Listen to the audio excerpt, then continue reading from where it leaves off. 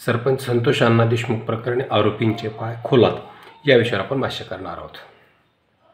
बीड जिल्ह्यातील केस तालुक्यातील मासाजोगचे सरपंच संतोष अण्णा देशमुख यांचे अपहरण करून हत्या करण्यात आलेली आहे आणि यातील आरोपी आता पकडलेले आहेत। फक्त एक आरोपी मात्र अद्यापही फरार आहे। खुनातील आरोपी हा फरार आहे। वास्तविकता हा तो गेल्या 2.5 वर्षापासून फरार आहे। त्याच्यावर अगोदर एकदा 307 ही कलम लागू झालेली आहे आणि अद्याप त्यानं जामीन त्यामध्ये घेतलेला नाही, तर तो ऑलरेडी फरारच आरोपी या ठिकाणी आहे। तरी याला मात्र पकडण्यामध्ये पोलिसांना यश आलं नाही। 2 आरोपींनी स्वतःहून सरेंडर केलेला आहे, त्यामध्ये विष्णू चाटे असेल आणि वाल्मिक कराड असेल। तर ही संघटित गुन्हेगारी आहे आणि मुख्यमंत्री देवेंद्र फडणवीस साहेब यांनी सभागृहाला जे आश्वस्त केलं होतं, राज्याला जे आश्वासन दिलं होतं की यांच्यावर कठोर कारवाई करण्यात येईल, त्या दिशेनं आता पावलं पडायला सुरुवात झालेली आहे। खून प्रकरणातील आरोपी विरुद्ध या ठिकाणी मकोका अंतर्गत गुन्हा दाखल करण्यात आला आहे। संघटित गुन्हेगारी अशा प्रकारची ही गुन्हेगारी या ठिकाणी गणल्या गेलेली आहे आणि ऑलरेडी त्या आहेच। एकेकावर 2, 5, 10, 16 अशा प्रकारचे गुन्हे या ठिकाणी दाखल झालेले आहेतच। मात्र यातील सूत्रधार हा अद्यापही या ठिकाणी फक्त खंडणीच्या आरोपी खाली अटक आहे। त्याला त्या ठिकाणी अजून तो खंडणीच्या आरोपातच त्याची चौकशी या ठिकाणी सुरू आहे आणि ही फार गंभीर बाब आहे, कारण मूळ प्रकरण हे खंडणीवरूनच झालेलं आहे। अजून पोलिसांना ते धागेदोरे लागलेले नसतील, परंतु वास्तविकता हा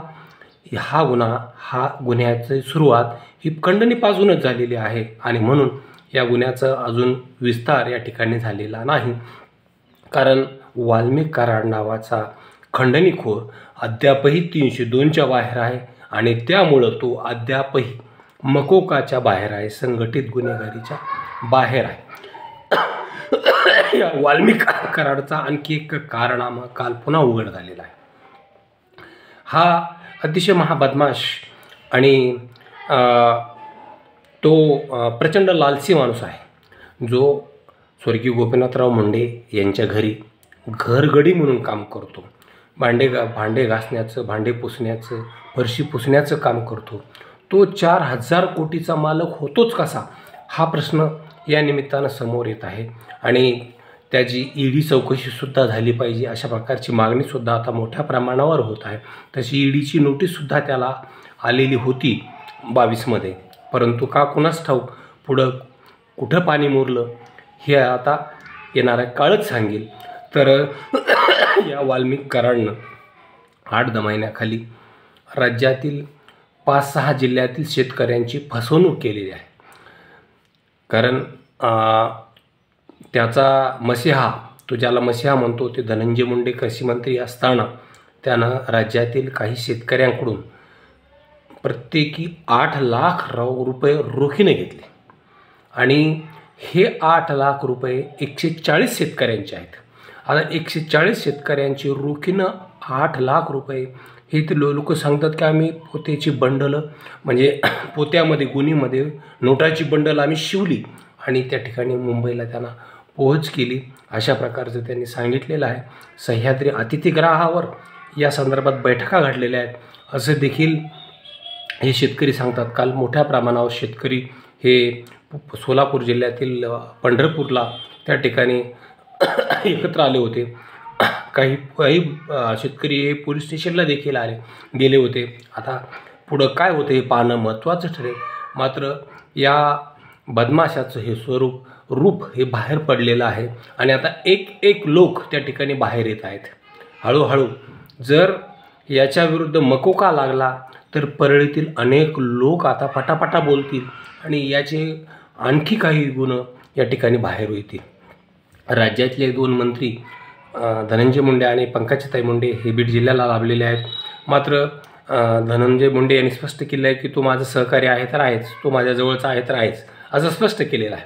आणि त्यांनी 12 डिसेंबरला गोपीनाथगड येथे बोलताना असं म्हटलं होतं की राज्यात सर्वत्र अशा घटना घडतात, मग बीड जिल्ह्यालाच बदनाम का करायचं, म्हणजे त्यांनी खुलेआम समर्थन केलं आहे आणि त्याचीच री काल पंकजाताईनं ओढलेली आहे। त्यांचं म्हणणं आहे की बीडला बदनाम केलं जातं आहे. काय बदनाम केलं जातं आहे बीडला? त्यांचं म्हणणं की आमदार सुरेश धस बीडला बदनाम करत. बीडला काय बदनाम केलं त्यांनी कुठली वाळू उपशिली, त्यांनी कुठला मुरुम उपशिला, त्यांनी कुठली राख उचलली किंवा त्यांनी कोणाला खंडणी मागितली? तर ते त्यांचं म्हणणं असं आहे की हे धसामुळं बीड जिल्हा हा बदनाम केला जात आहे. तर खरोखर सुरेश अण्णांचं करावं तेवढं कौतुक कमी आहे. सत्तेतील आमदार असताना त्यांनी जे काय खरं आहे ते बोलण्याची हिंमत दाखवलेली आहे. त्याने सांगितलं आहे की राखामुळं असं झालं, बोगस पीक विमा एवढ्या जिल्ह्यामध्ये भरला गेला. मग खरं बोलत असतील तर त्यात चुकीचं काय? मग तुम्ही ते बंद करून दाखवा ना. मंत्री म्हणून तुमच्यासमोर चॅलेंज आहे ते की हे सगळे प्रकार बंद झाले पाहिजे. वाळू चोरी बंद झाली पाहिजे, मुरुम चोरी बंद झाली पाहिजे, दगड चोरी बंद झाली पाहिजे, राख चोरी बंद झाली पाहिजे, नंबर 2चे धंदे बंद झाले पाहिजे. हे करून दाखवा ना तुम्ही. तुमच्यासमोर फार मोठं आव्हान आहे आणि तुम्ही उलट मानता की बीड बदनाम झालं. बीड बदनाम झालं नाही, बीडमधलं सत्य आता लोकांना कळू लागलेलं आहे. आणि सुरेश अण्णांनी ते स्टेटमेंट दिलं की हा बीडचा तर नाही तर हा परळी पॅटर्न आहे आणि याची मोठ्या प्रमाणातली पाळामुळं ही परळीमध्ये रुतलेली आहेत. त्यामुळं त्या ठिकाणी सुरेश अण्णा धस यांनी अशा प्रकारचं वक्तव्य या ठिकाणी केलेलं आहे. आणि जे चुकीचे प्रकार आहेत ते सांगितले पाहिजेत, समोर आणले पाहिजेत, तरच ते थांबतील ना. हे तर कोणीही ना करू शकत नाही ना.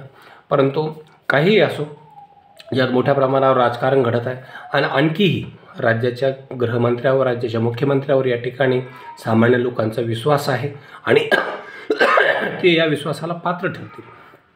कारण घटनाच अशा घडलेल्या आहेत, तीव्रताच त्याची एवढी आहे आणि म्हणून हे आरोपी आता उरलेला आरोपीसुद्धा 302 खाली येईल आणि त्यालासुद्धा मकोका लागेल.